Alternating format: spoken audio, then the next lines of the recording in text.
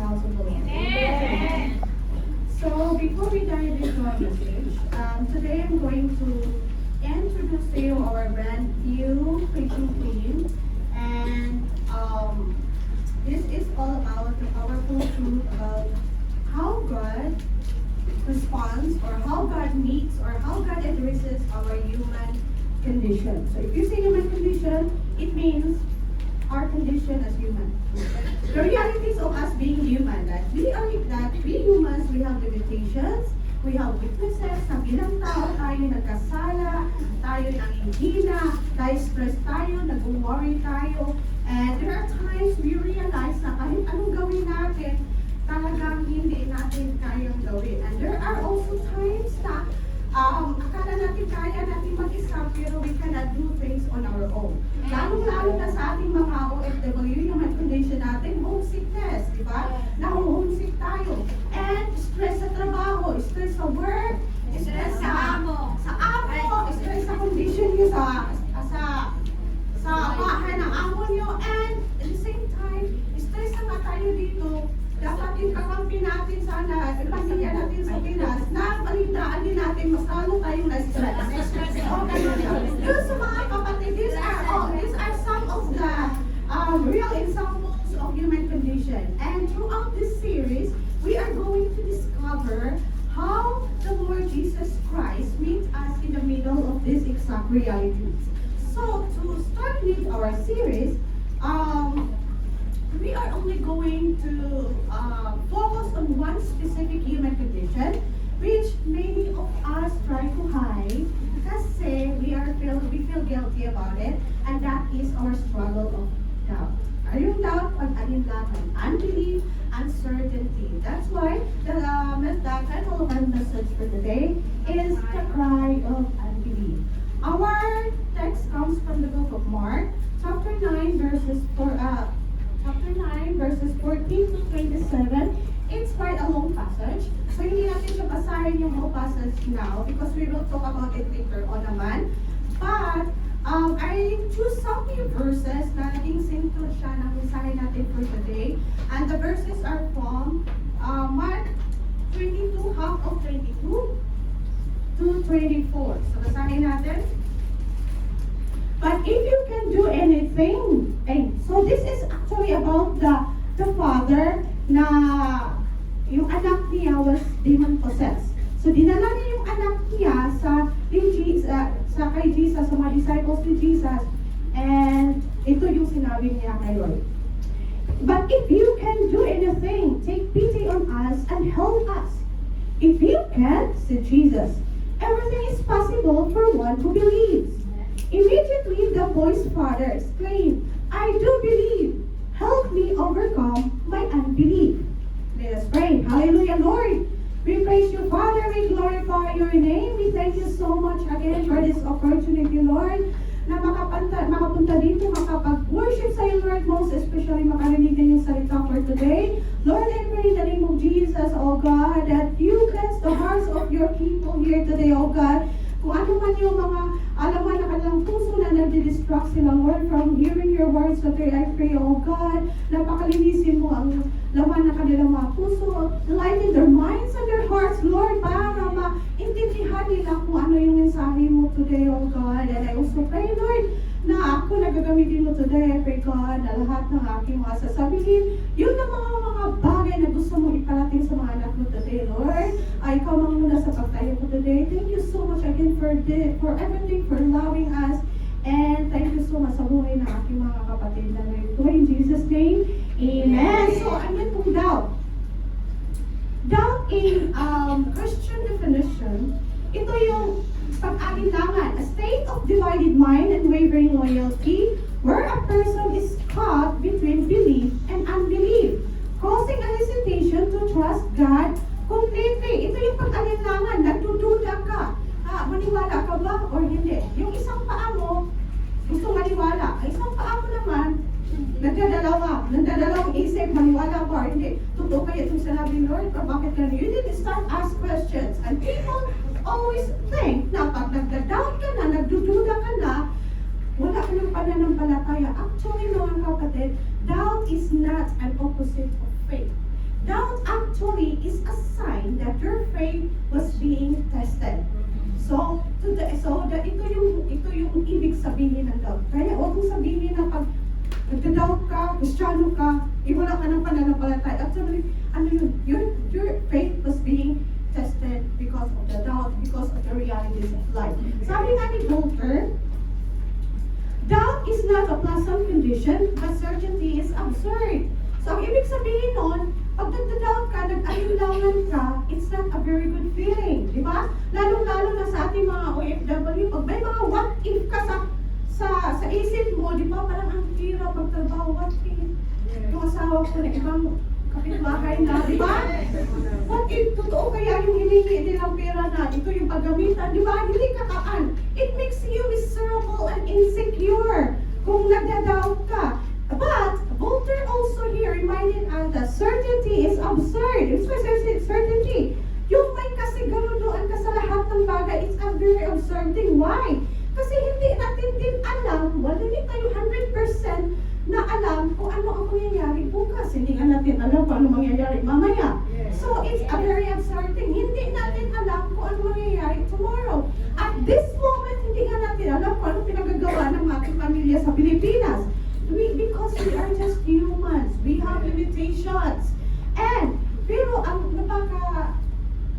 what's good in us mga kapatid as Christian, kasi even if we don't know what happens tomorrow, even if the future is not in our hands, one thing is for sure is we know who holds tomorrow.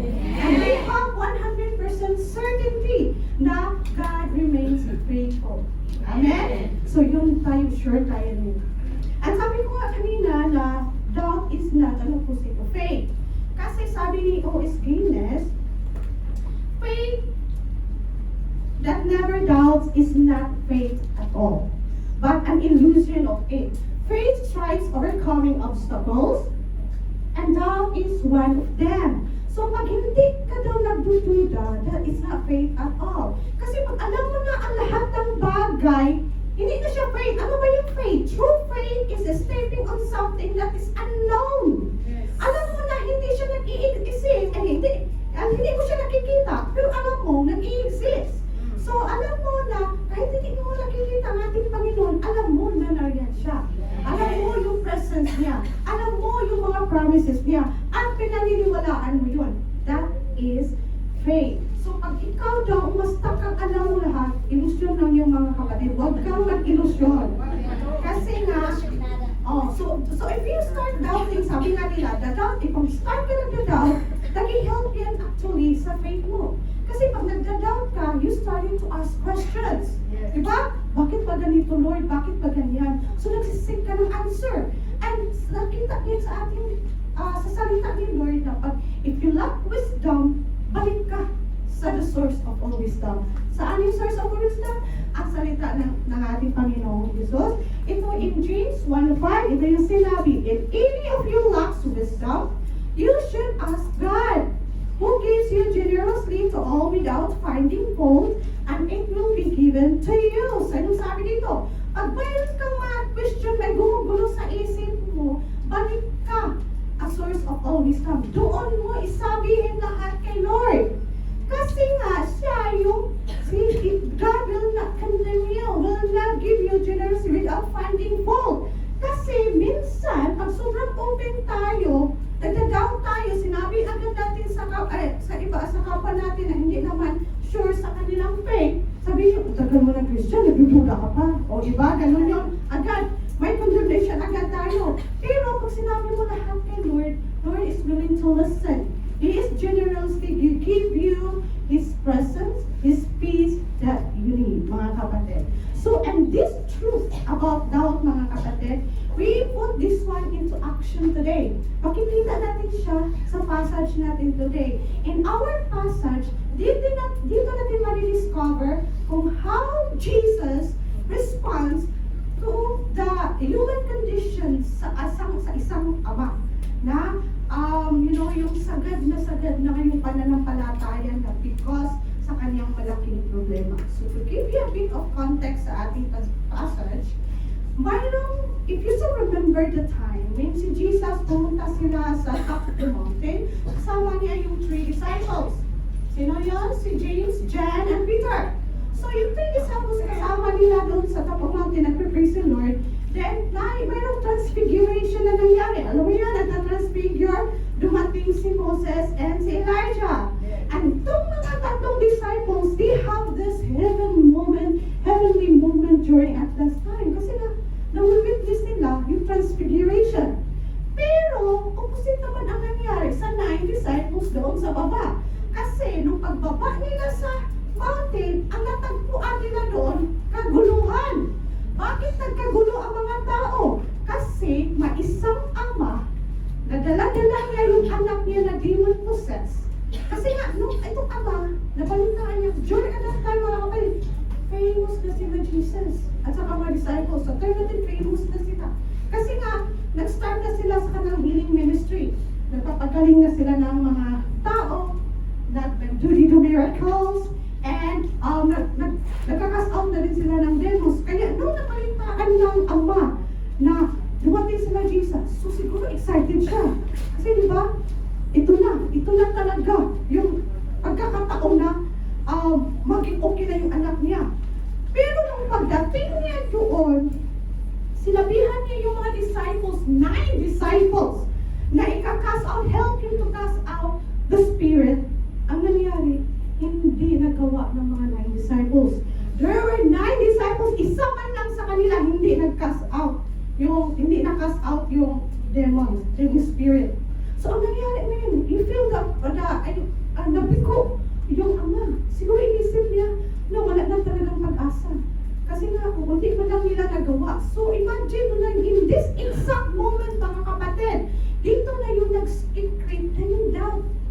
If you, number 1, if you drained by disappointment. If you are drained by disappointment, pag-disappointment ka na, disappointed ka na, bigo ka sa inaasahan mo, doon na nag-start yung doubt. Marami ka ng mga question, bakit ganito? Akala ko ba ganyan, pero bakit ito ang nangyayari? So basahin natin. And when he came to the disciples, he saw a great multitude around them and scribes disputing with him. Ito na pagbaba nila. Immediately, when they saw him, all the people were greatly amazed and running to him, greeted him, and he asked the scribes, "What are you discussing with them?" Then one of the crowd answered and said, "Teacher, I brought you my son who has a mute spirit, and wherever it seizes him, it throws him down. He foams at the mouth, gnashes his teeth, and becomes rigid. So I spoke to your disciples that they should cast it out, but they could not. Then they brought him to him, and when he saw him, immediately the spirit convulsed him, and he fell on the ground and wallowed, foaming at the mouth. So he asked his father, "How long has this been happening to him?" And he said, "From childhood." Imagine mo yun. From childhood, mga kapatid, hindi lang siya weeks, hindi lang siya months. Imagine mo yung story. Ang sabi nga dito, pag inatake siya ng spirit, ihahagis yung anak niya sa tubig. Hindi naman sa tubig, sa fire. Di ba? Imagine mo lang, so yung papa ng bata, father ng bata, siguro hindi na nakatulog. Kasi pag baka magmahimbing siya, natake yung anak niya, itinapon sa tubig, ginanunod na. Ibuhay pa yung anak niya, so parang hindi talaga siya nakatulog, lagi niyang binabantayan. Yung ganun mo, imagine mo yung hirap ng papa. Tapos nabalitaan na niya, dumating sila Jesus. So akala niya talaga na tapos na yung paghihirap niya. Matutulungan siya sa kanyang problema. Pero nung dumating siya, hindi siya natulungan. Nabigo siya, mga kapatid. Imagine mo yung disappointment in this, the father was completely drained by disappointment. And alam natin, if continuous disappointment, pabalik-balik na mga failure sa ating buhay, doon na it lead the human being straight into the deep root of doubt. Doon dyan na nag-asa, bakit ganito? Grabe yung pagsisikap ko, Lord, pero parang hindi mo nakikita. Bakit walang pagbabago sa pamilya ko? Itong husband ko, masakit na rin siya sa ulo. Di ba? Ganun siya. Sabi nga ni Charles Spurgeon, the heaviest disappointments are not the sudden storms, but a slow-daily erosion of a problem that never seems to change. Sabi nga nila, pag isang bagyo lang daw yan, dumaan sa bagyo, lumipas agad, okay yun. Pero ang mas masakit talaga, yung pabalik-balik.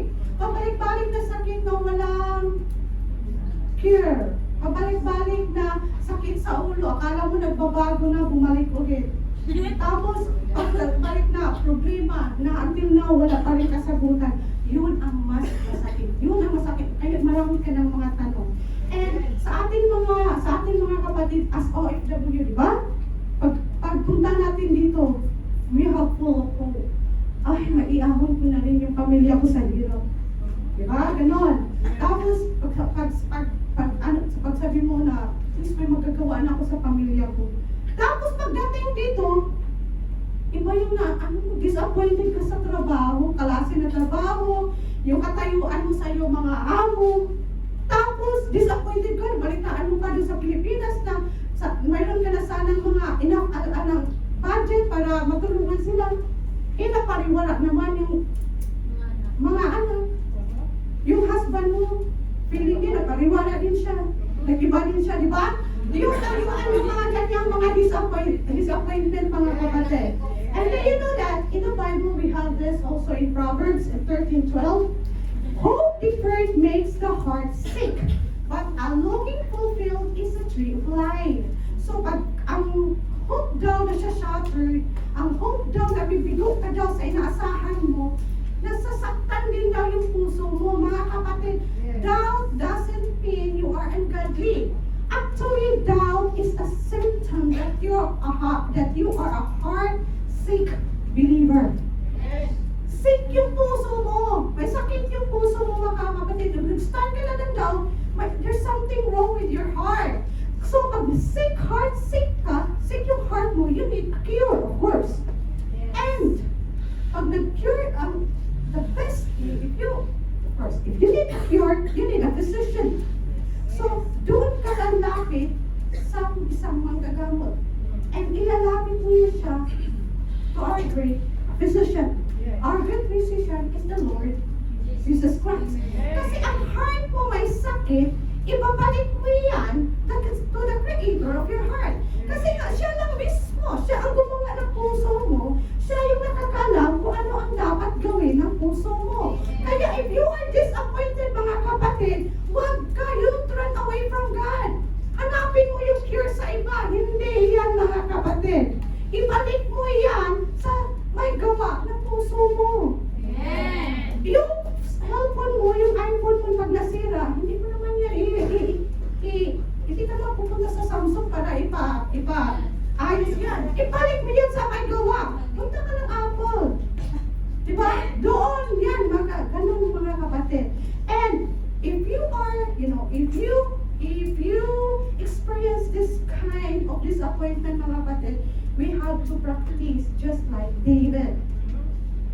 Ito yung sinabi ni David, Psalm 31. How long, Lord, will you forget me forever? How long will you hide your face from me? Ito na, parang nakarelate kayo. Pag may mga nangyari sa buhay natin, nandito tayo kay David.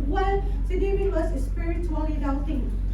Nagda-doubt siya, Lord, nakalimutan mo na ba ako? Lord, kilala ko pa ba ako? Lord, bakit parang hindi na kita na-feel? Iniwan mo na ba ako? Ganun siya. Ganun din tayo dapat. Kay Lord tayo, mga kapatid. Pupunta kung may mga doubts tayo sa buhay. And you know, mga kapatid, sabi nga nila, diba, si Pastor, we always say that, pag nag-preach ka daw, ang unang matamaan, ikaw. And then this disappointment talaga is, nangyari talaga, napituhan talaga ako this week. Alam mo, kasi iba-iba tayo ng amo. Ang amo ko kasi is, ano siya, na, ang lagi ko kasi pray sa kanya na, sana, Lord, I've been praying for this na, parang dapat siya may, kasi yung amo ko lack of empathy. Ano ba yun? Yung parang, pag grateful ka, na yung check ko, napapagod na to, sa dami ganun pa, tapos para, so, hindi na ka, dapat tutusan. Yung amo hindi. So, yung lagi mo yung pinipray na dapat mag-empathetic siya ba? Ganun siya. So, one time, kasi nga itong yung baby boy namin, magpapapray So, mayroon siyang interview. So, pag-interview, sobrang busy ako kasi busy lang ako sa bahay. Nagdagdagan pa yung pag-interview kasi nga, ako yung nagtuturo. Alam mo naman, ang manang ko is very demanding talaga siya. Tapos, so may interview siya. Ang WhatsApp ko, laging puno everyday yung namin, i-remind niya yung mga itatakil namin, i-review namin, ganun siya. So, ako naman, hindi naman ako masyadong nagreklamo. So, pero one time, I don't know, naapektuhan talaga ako at yung puso ko kasi nung pag-send niya ng napakadami namin studyhan, after 10 minutes, nag-send pa naman na, JJ, if you have time, can you map all the walls? Can you clean all the ceiling? Can you clean all the doors? Halos sumakit talaga yung ako, ganyan siya. Pero I don't know, so grabing epekto siya sa akin during at that time. I was so disappointed, Lord. Kailan mo ba i-answer yung prayer ko na sana naman grateful siya, empathetic siya, ganun siya. And the timing din that time, na sinabi ni Pastor na mag-preach kami, ang time na, at yung preparation is kunti lang kasi uwi na pala si Pastor, tapos ako yung una. So parang alam mo, sa dami ko ng trabaho, 10 to 11 talaga matatapos ako sa gabi. I have to wake up so early kasi yung second kong aga yung school bus niya, ako nag-prepare ng lunch. So, maaga ako magising. So, tapos ngayon kasi mag-preach, so I have to make an outline kasi we are not expert. So, we have to do a lot of readings. Outline alone, it takes us so many days. So, ang nangyari noon, sunod-sunod yung araw, natag 2 hours lang yung tulog ko talaga. Tapos, yung 2 hours lang tulog ko, and then pumasok yung flu sa bahay. Yung eldest namin nagkasakit. Na-hospital siya ng 2 nights. Nasa hospital pa siya. Sumunod yung baby boy namin. May sakit. Hindi na siya na-hospital. After ng baby boy, ako yung natamaan. As in, it's my first time talaga na nagkasakit na talagang pula na yung thermometer kasi nga very high talaga yung fever ko. So, parang, di ba, syempre, alam mo naman pag magkasakit. Tapos iniisip ko ba, kasi nga, usually, pag magkasakit sila, hindi ako madaling magkasakit. Nagka-COVID na yan sila lahat, ako lang hindi nagka-COVID. Tapos may mga flu yan sila lahat, many times hindi na ako nagka-COVID. Hindi ko rin alam kung bakit ako nagka-COVID. Maybe because sunod-sunod na yung araw ko na kulang ako ng tulong. So ngayon, mabigat yung puso ko, binalikan ko na agad si Lord. Sabi ko naman kay Lord, willing naman ako na mag-serve sa'yo, pero dapat pa talaga ako maghirap ng ganito. Ganun talaga, as in, ganun talaga. Hindi naman ako reklamo, pero nareklamo ko talaga siya. Tapos, kaya iniisip ko na naman yung, tapos sumakit ulit yung puso ko, kasi nung nalaman nilang nagka-flu ako, ang unang reaction ng amo ko, oh no, today, boy has interview, oh my gosh. Yung pala pa siya, kasi nakasakit ako. Sumakit ulit yung puso ko, oh my God. Ito na ba? Tapos, syempre, 1 week na lang yung preparation. Kahit nagkasakit ako, hindi talaga nag-rest na yung 2 days. As in, parang may fever lang siya. Pero yung trabaho, tuloy-tuloy talaga siya. Pero nag-inisip ko yun na nag-preparation ako, dapat ko nagbasa. So, nagbabasa, pinilit ko talaga parang yung utak ko, lutang siya. So, pero nagbasa pa rin ako kasi nga, I need to. Tapos, ang style ko kasi, pag magbasa ako, i-try ko siya i-recall sa utak ko, yung binasa ko. Nung mag-recall ko siya, wala akong maalala. As in, wala akong maalala sa binasa ko. Doon na naman, sumakit na naman yung puso, binalikan ko naman si Lord. Sabi ko, Lord, sabi mo nga, pag ginamit mo ang tao, you just people na mag-serve sa'yo, dapat sabi mo, i-equip mo. Tapos ngayon, paano mo naman ako i-equip? Wala na nga ako naalala. Okay mo siya. At alam mo naman, pag sinabi mo yun kay Lord, ang una talagang gagawin ni Lord is ikakam ka niya. Ikakam ka niya puso niya mo, ibigyan ka niya ng peace. Kasi ka, di ba, mapipil mo na pag iiyak mo niya, Lord, yung mga problema mo, hindi naman automatic na solve yung problema. Ang unang mangyayari is gumaan yung puso mo. Nandiyan pa yung problema, pero may peace ka na. Kaya, alala ko siya, kung may peace naman yung puso ko. Kaya mga kapatid, whatever inside your heart today, it can be doubt, it can be confusion, it can be so many questions or things na alam mo na hindi mo, it doesn't make sense already. You just tell the Lord. Ask Him, and isumbong mo lahat kay God. God, He always listen. He has always been and He always will be. Amen? Amen. So, that is drained by disappointment. And alam natin mga kapatid, but if we are completely, our soul is completely drained by disappointment, ang nangyari sa atin, di ba, pag disappointed ka, you are lonely, you are sad, pero ang nangyari as human, hindi agad tayo mag-stay ng ganon. Ang style natin, magiging defensive tayo, di ba? We have to protect ourselves. Kaya ang nangyari, we make a wall, we build a wall. Kaya hindi ka na, kung may mangyari na, hindi ka na umaasa na something good to happen. Ganon yung because doubt that is remain unhealed, well, it hardens. Kaya, we become burdened by skepticism. That's number 2. Ano ba ito yung skepticism, mga kapatid? Skepticism means a state of having serious doubts, questions, or a strong hesitation to believe something. Ito na yung defensive mechanism mo na parang ayaw mo na masaktan, hindi mo na paniniwalaan, hindi ka na mag-expect. So in our Christian context, skepticism, ito yung mangyayari. Ang heavy-guardedness. Because of the disappointment, because sa mga kabiguan nangyari sa'yo, because of your doubt, ang nangyari ngayon, you even reject the idea of miracle or breakthrough. Parang hindi kang masa na, hindi na magbabago yan. Ganyan na talaga yan. Wala na mangyayari yan. Ganun ang isip mo pag skeptical ka na. Next, an inability to trust. Ito na kina-question mo na rin si Lord. Lord, totoo nga kaya ganito? Bakit walang nangyayari? Parang pati pagdudahan mo na yung mga word you heard. That is trust. And that is inability to trust. This one is a defensive shield. Ito yung mga bagay na yung mga bagay na alam mo na wala na talagang we have this kind of term na diba? Pag may gagawin yung isang tao, tapos ikaw sabihin mo agad na wala yan. Walang magandang resulta yan. Di ba? Lagi natin sinasabi, ito naman, parang sobrang negatibo naman yun, ganon. You are skeptical na. You have this skepticism. Hinayang mo ng paniniwala lahat ng mga. So, ating passage today, ito na nga yung nangyari. Because of what happened, nabigo nga yung papa. Kasi nga, hindi nagawa ng 9 disciples yung kagalingan. So, ano nangyari sa ating passage? And often he has thrown him both into the fire and into the water to destroy him. But if you can do anything, have compassion on us and help us. Jesus said to him, if you can, all things are possible for one who believes. Immediately the father of the child cried out and said with tears, Lord, I believe, help my unbelief. Ito na yung resulta. Kasi nga nabigo siya sa mga 9 disciples. Iniisip niya na wala na din sa isip niya na ang kaharap niya, ang ating Panginoon, si Jesus. Hindi niya iniisip na yun ang master. Hindi siya nagsip na baka yung disciples kasi sila, ito naman master, baka may gagawin siya. Pero mga kapatid, tandaan mo, kaya nung sinabi niya na, if you can, di ba? Sabi niya, Lord, sabi niya, ikaw, pating siguro baka kaya mo.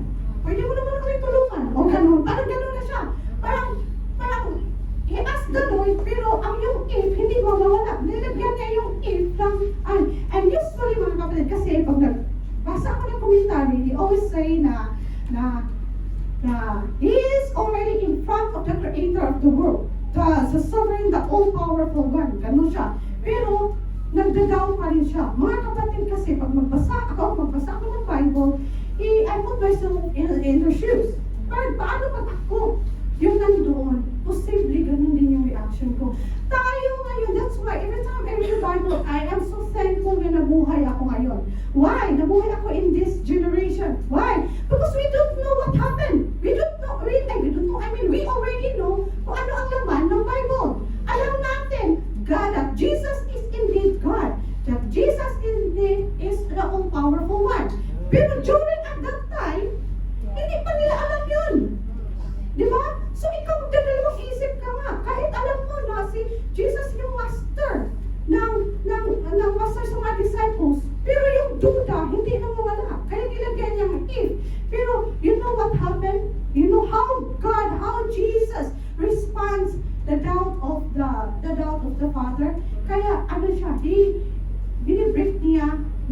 ng Father, sabi niya, if you can, diba, sabi ni Lord, na, if you can, all things are possible for those who believe. Ano nangyari?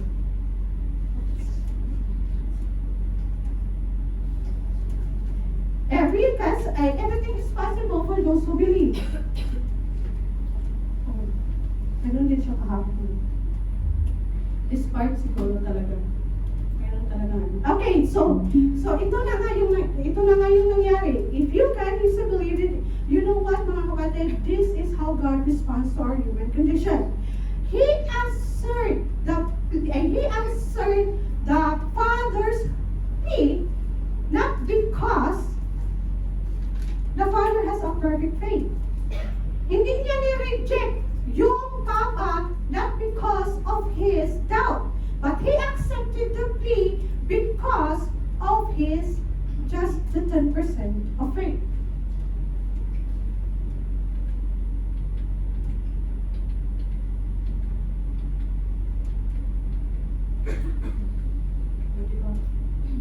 Let's start from the very beginning.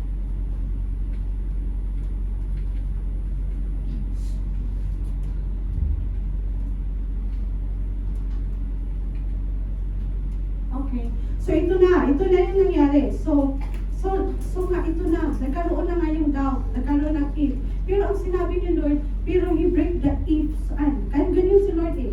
Ipapasok niya sa atin kung i-correct niya tayo. Kaya kino-correct niya yung Papa na pag nilagyan mo ng there's something wrong sa if mo. You have to clear it out. Then na-realize nga ng Father na mali nga siya. So he cried that, Lord, I believe, but imagine mo, Lord, I believe, help me with my unbelief. So that means, naniwala siya, pero may pagdududa pa rin siya. But he asked the Lord to help him with unbelief. Right? So, bakit ganito yung human limitation natin? Bakit ganito na pag failed tayo sa isang tao, naapektuhan yung paniniwala natin si Lord. Doon ka naman na-disappoint sa tao. Pero bakit idamay niyo si Lord? Alam niyo mga kapatid, minsan na ako nag-AFB. Tapos pag mag-FB naman ako, pag may nabasa naman ako na nakakasya, sa yung caption, I really spend time then reading all the comments. Ganun din ako, matindi naman ako pag-gusto ko. Tapos one time, I don't know, pero lumabas siya sa newsfeed ko, and it's all about, alam mo naman yung mga it's about sa Christian siya, pero napag-desisyonan niya umiwalay. Ganun siya. Alam mo naman, iwan ko talaga, compassion lang siguro ako, pero hindi ko talaga maintindihan. Umiwalay lang naman siya, gusto pa niya ang buong mundo makakalaman niya. Mga ganun ba? Hindi ba, so parang, ganun siya. So, pinapost niya, may picture siya, part siya ng praise and worship siguro. Kasi sabi niya, nagsaserve daw talaga siya seriously kay Lord. Sabi niya. Kasi may picture siya doon na nag-guitar, babae nagpiano, tapos may picture siya na sumasayaw, kumakanta, tapos mayroon din siyang picture na, alam mo yung certificate. So nag-aral din siya. So matindi talaga yung pagsaserve na gano'n siya. Pero because of, alam mo naman, ang nangyari sa Pilipinas, sa politics ba, I'm not into politics din talaga. Kaya hindi ko rin alam ano yan. So yun ang ano is, kasi nga daw, ang inaasahan ng leaders sa church, ganun, is nakasama pala doon daw sa issue doon sa politics sa Pilipinas. So na-disappoint siya. Because na-disappoint siya sa leader na yun na hindi niya inasahan. Akala niya kasi nilook up niya yung leader, ganito, ganyan. Tapos nalaman pala niya, kasangkot pala sa, hindi po actually yung issue na yun. Yun ba yung blood control? Yes? Hindi ko alam kung gano'n yun siya. Pero yung gano'n matindi yung issue, nasangkot pala yun. Yun na-disappoint siya, so humiwalay siya. No, actually mga kapatid, it's okay because it's in your heart. So you have the free to choose. But the problem now, pag i-criticize mo yung tao, make sure, ano nangyari? Make sure na yung puso mo talaga, kasi nga kinikriticize mo, hindi siya dapat ganito. Dapat makita mo din sa puso mo. Ako nagbabasa ng comments. nasasad ako kasi the way siya mag-answer sa mga comments, the way siya mag-react, ayaw nga niya yung pasaway na leader. The way naman siya mag-react, para naman siya walang Kristo. Sometimes ganun tayo. Mag-criticize tayo sa iba, pero hindi tayo aware we are actually doing the same thing. Kaya, so parang nadamay na si Lord. Pero hindi dapat ganito as Christian. Ibalik mo siya sa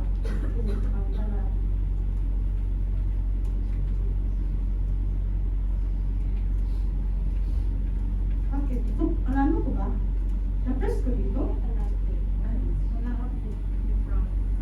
There is a problem. Mga technical issue, hindi natin maiwasan mga kapatid.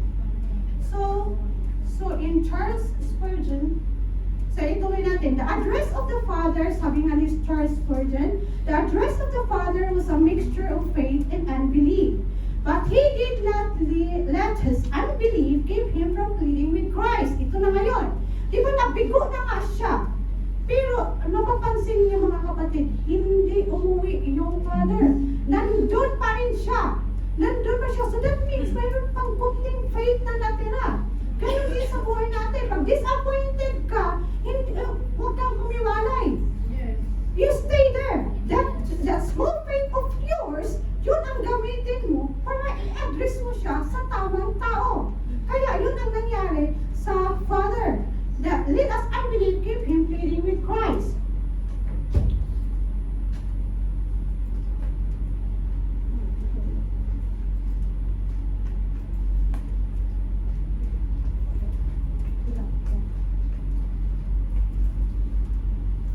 Okay.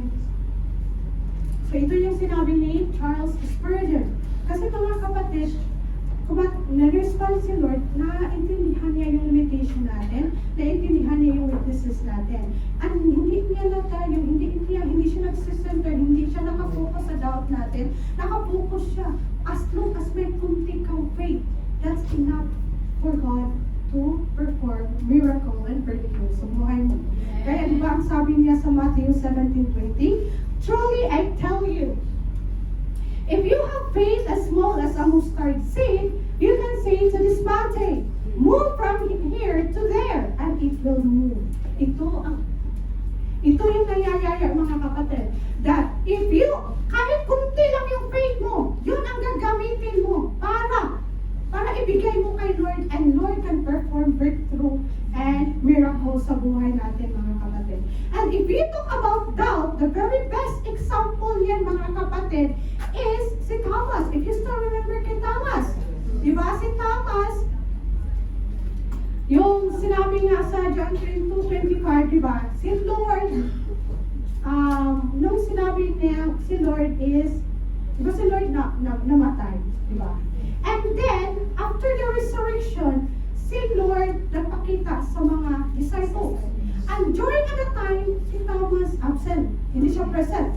Kaya, in John 20:21, ito ang sinabi ng mga disciples na makita na nila si Thomas.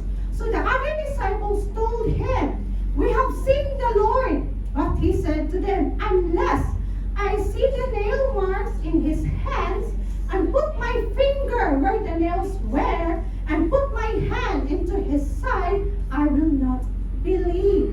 Si Thomas, mga kapatid, pag nagbasa tayo, dinadjudge agad natin si Thomas. Mga kapatid, Thomas was not a bad person. He was a traumatized man. Imagine mo lang yun, na he just witnessed yung master niya, yung Lord niya, namatay in a very painful death. Ikaw ba din? Tapos, John, sabi ko nga kanina, dapat kung ikaw, John, magpasa ka namin, maging Thomas ka din. Galing doon din mismo yung reaction mo. Imagine mo na nabigo ka. Kilala mo si Lord, ng miracle niya, nag-ano siya ng miracle. Na bumubuhay pa yan niya na, patay. Yan, nag-ano pa yan siya, nagkakasa pa yan demon. Pero nang nangyari sa kanya, hindi lang siyang ginawa. Namatay siya. So, si Thomas talaga, his skepticism, stop him from believing na nabuhay ka si Lord. Para sa kanya, it's too good to be true. Kaya si Lord. Pero anong ginawa ng ating Panginoon? How Jesus respond? Hindi niya sinabi kay Thomas na nagpakita niya. Hindi niya sinabi kay Thomas na, ikaw Thomas, ang tigas talaga ng nagdududa ka sa akin? Hindi. Naintindihan niya si Thomas. Kaya ang ginawa niya, nung nakita niya si Thomas, sabi niya ni Thomas, oh, ito yung kamay ko, Thomas. Nakita mo, oh, sundutin mo ako, ganun niya. Pinakita niya. Ganun din si Lord sa buhay natin. Pag nagdududa ka, si Lord mismo, through His presence, ipakita niya kung ano yung tunay, mga kapatid. He will not cast you away. Because ganun ang nangyayari. So, ang nangyayari ngayon, mga kapatid, sige ba, anong sinabi ni Silos? My Lord, my God. Diba, ganun siya. Ganun din tayo, kasi sa buhay natin, kasi mga kapatid, huwag mong isipin na hindi ka naintindihan kay Lord.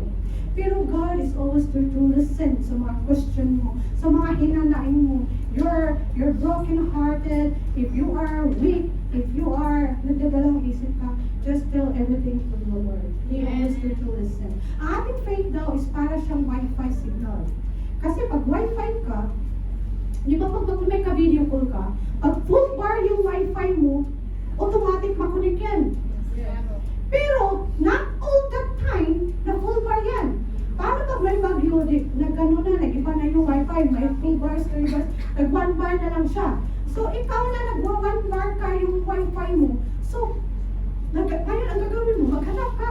Diba, sino ba yung wala? Diba, ang style sa atin, pag may tower ng globe ganon, i-down natin ganon. Kasi alam natin, pag nakatutok yan sa tower, malakas yung signal, ganon siya. Ganon din yun. So pag kahit 1 bar lang yan, alam mo na ma-receive yan sa kausap mo. Ganon din yung faith natin, mga kapatid. Not tayo all the time, full bars yung faith natin. Because of the thing na nangyari sa human realities natin, maapektuhan yung faith natin. Kaya there are times na 1 bar na lang yung faith natin, but it doesn't matter. Kung gaya na, pag tinutok mo yan sa tamang tower, tinutok mo yan siya sa tamang tao, and that is our Lord Jesus Christ, for sure, nakakunik ka kay Lord. Despite sa, kaya mga kapatid, pag masasaktan ka, just send a prayer. Even lumuluha ka na, even nang hihina ka na, a prayer away, makukunik ka kay Lord. That's how powerful the Lord is. And because we are driven by disappointment, because we are burdened by skepticism, pag i-make ka na natin magiging honest tayo kay Lord, God will be able to redeem us.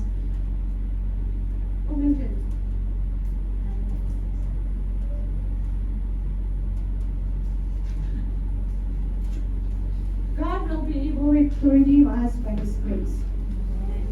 It's grace. I hope everything will be fine. Okay, so after nun, di ba nagpipli na yung Father? Sabi niya na help me with my unbelief.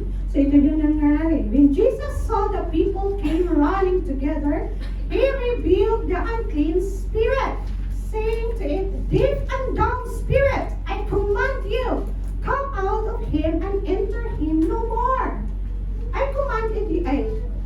Then the spirit cried out, convulsed him greatly, and came out of him. And he became as one dead, so that many said, he's dead. But Jesus took him by the hand and lifted him up, and he arose. Ito na, mga kapatid. Ito na yung respond ni Lord sa plea ng Father. Diba? Ang Father nagdadaw. Pero, it's enough. It's the faith na natira sa kanya, sinisenter niya yun sa tamang tao, is the Lord Jesus Christ na can perform the miracle. So ngayon na, ginawa na ni Lord yung miracle. Diba makapansin mo dito, sino hindi siya nagagalit sa doubt niya. Nag-perform siya sa miracle. Pag-perform niya ng miracle, diba, hindi tulad ng, hindi niya sinabi na 10% na lang yung, 1 bar na lang yung faith mo. So parang 10% lang din yung i-cure ko sa anak mo. Di ba ganun siya? Hindi niya sinabi na, balik ka na lang after 2 weeks, ayusin mo muna yung faith mo, tsaka ako i-cure you. Hindi ganun si Lord, mga kapatid. Hindi siya nakapokus. Our security does not depend on the size of our faith. It is dependent on the size and the power of our Lord Jesus Christ. Yan siya. So ngayon, di ba, sa buhay, sa pagtao ka kasi, di ba, sa tao natin, pag ikaw nagkasakit, tapos punta ka ng hospital, di ba? Pag wala kang enough budget, bisitaan ka lang tayo, bisitaan ka lang, o ito muna, balik ka lang pag may pera ka na. Si Lord, hindi ganyan. Kahit 1% na lang yung faith mo, pag i-alay mo yun sa Kanya, may gagawin siya. Kaya ito yung ginagawa niya.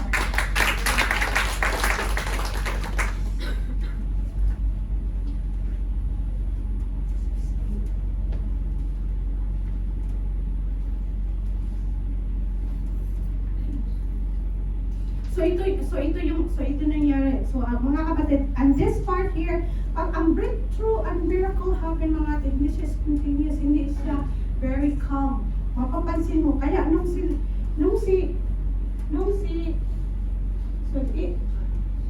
so it is not the strength of your faith, wala siya. It is not the strength of your faith that saves you, but the strength of Him upon whom your faith relies. Ito yung sinabi ko. Diba? 10% lang yung faith mo. Pag yan nakasalala yung miracle ni Lord, 10% lang yung faith mo, wala kang kagalingan.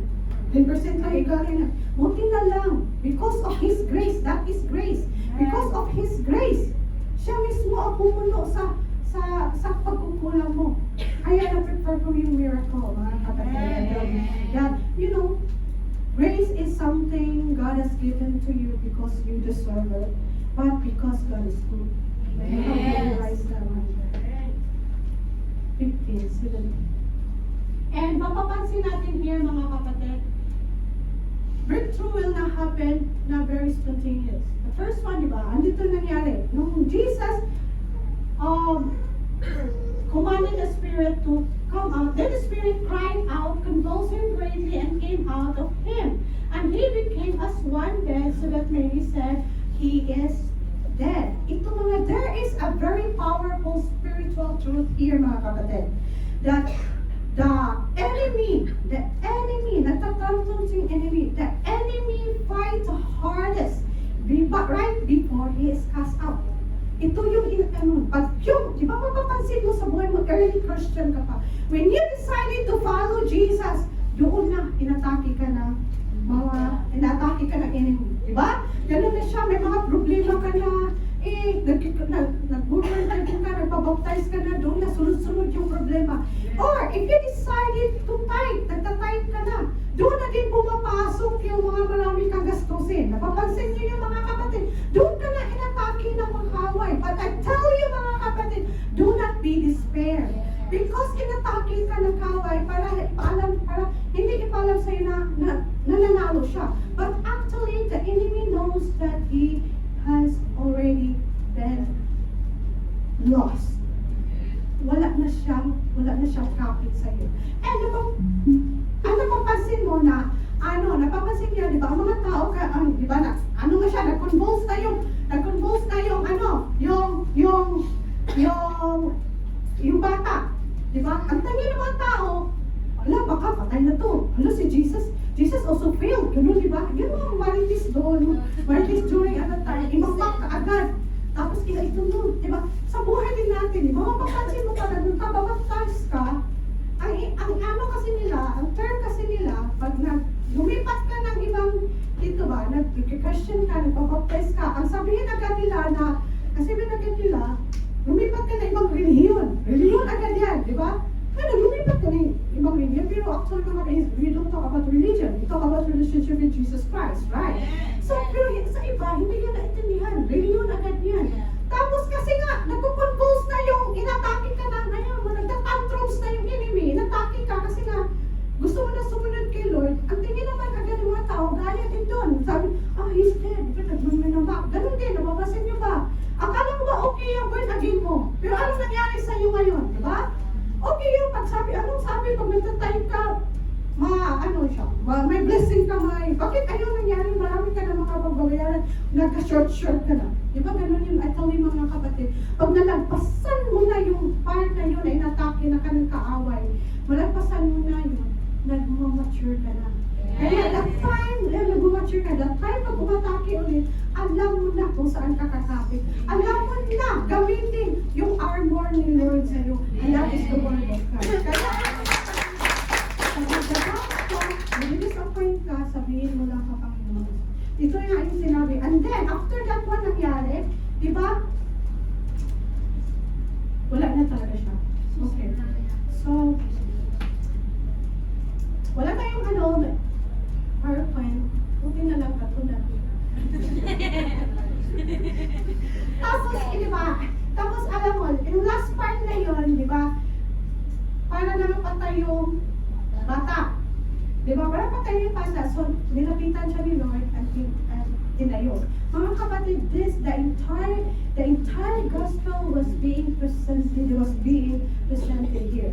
Kasi nga, nung ang bata na parang patay na, tulad din yun tayo before. When we are still sinners, we are also considered dead.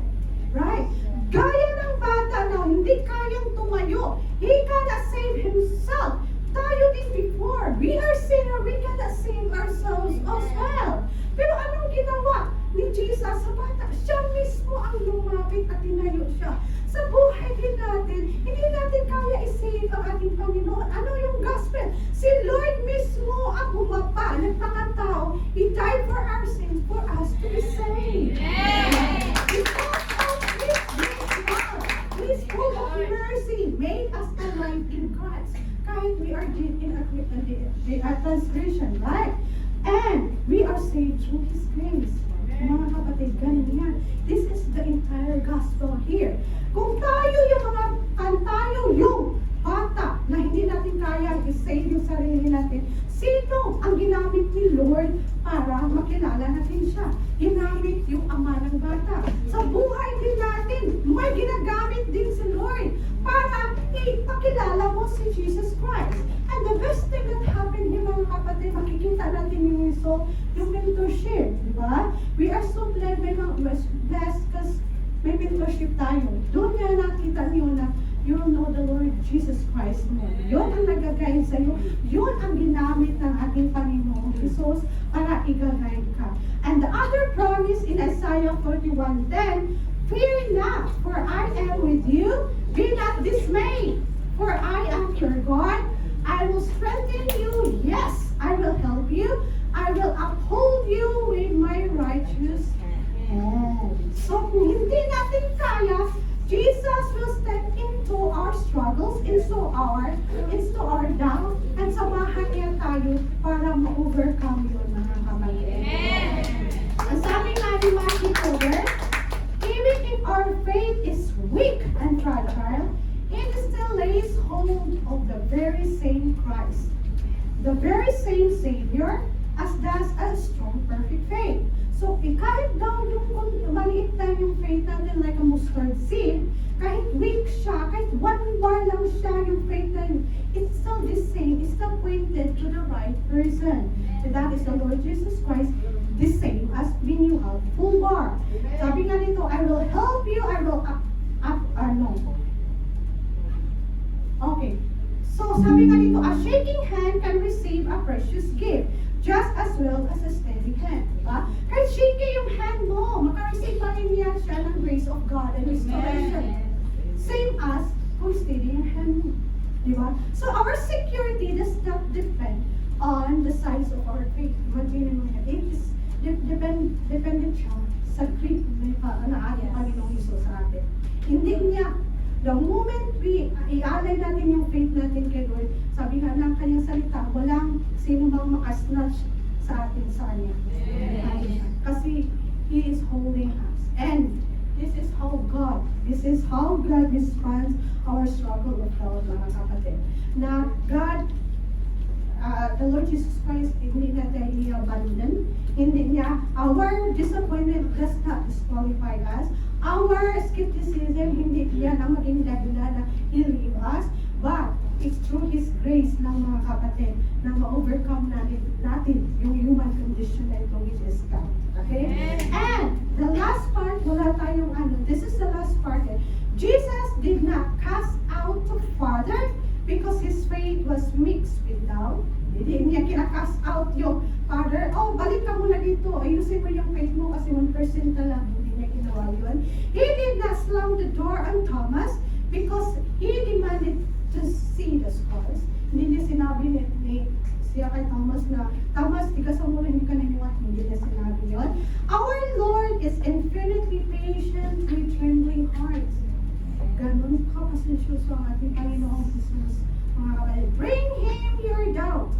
For He has never yet turned away a soul that came to Him with questions. Never God. God will never forsake you mga kapatid.